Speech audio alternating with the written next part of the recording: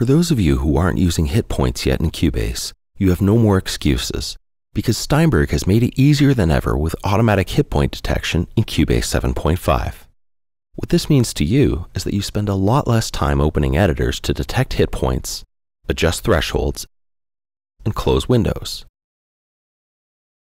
The moment a piece of audio is introduced to your project, whether through recording or importing, Cubase automatically calculates all of the hitpoints for you.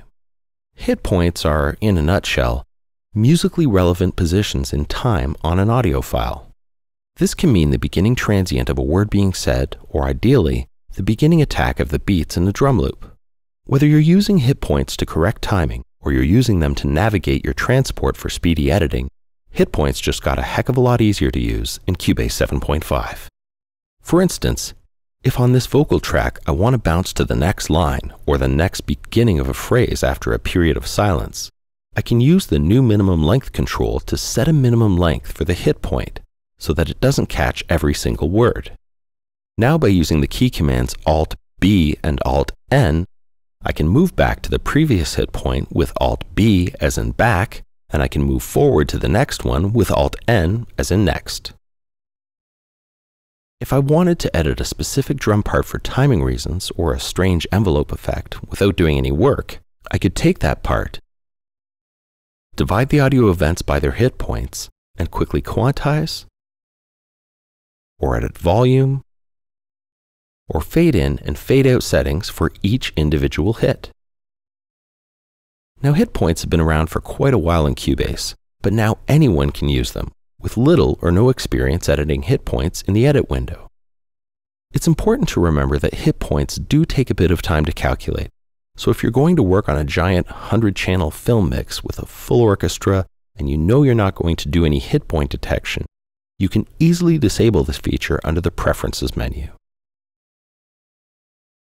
Also, if you have a big project to mix that you're going to use hitpoints on, you can work on each track's hitpoints as soon as they've been automatically calculated for the track.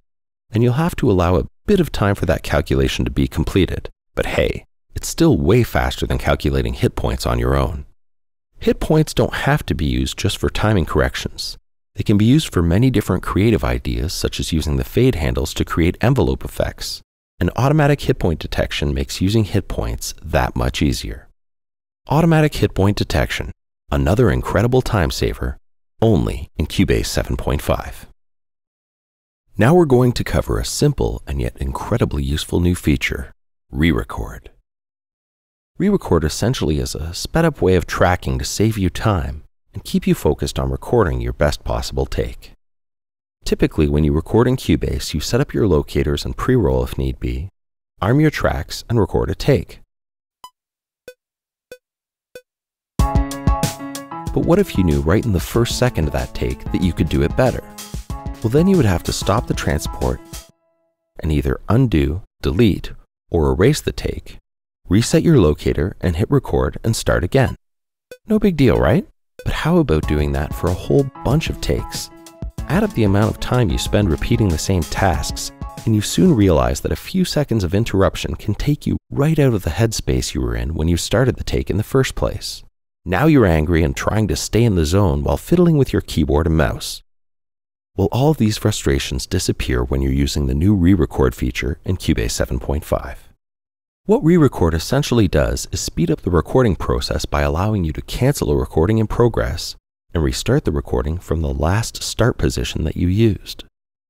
To start using re-record, click on the top left of the transport bar here to change the record button mode.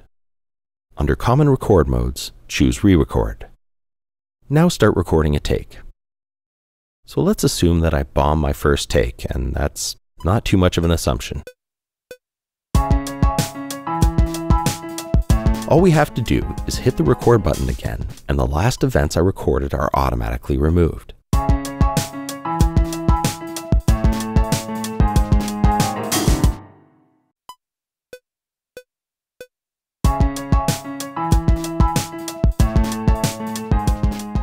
Now don't panic if you think you may have prematurely gone on to the next take.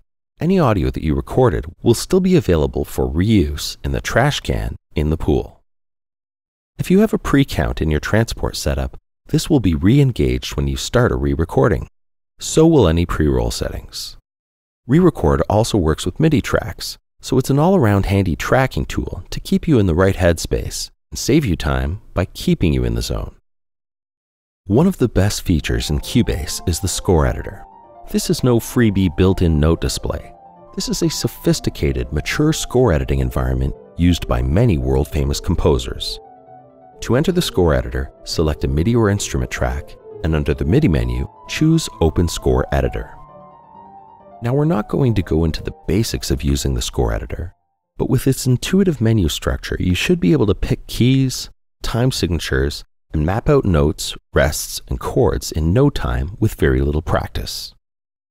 What's new, however, in the score editor is the ability to use all of the relevant MIDI functions found in the key editor.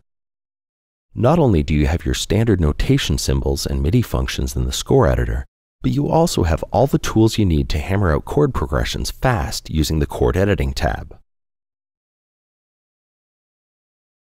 Not only can you make 3 or 4 note chord selections, you can also select and invert the chord, and even drop the second note in a chord, like in an open drop 2 arrangement. So if you're new to the score editor, having all of the MIDI functions from the key editor in the score editor might make you feel a little more at home as you explore this incredible new feature for the first time. Or if you're a seasoned score editor, you can now spend less time flipping back and forth between editors for full functionality. The new MIDI Functions tab in the score editor, just one of the new and improved features in Cubase 7.5.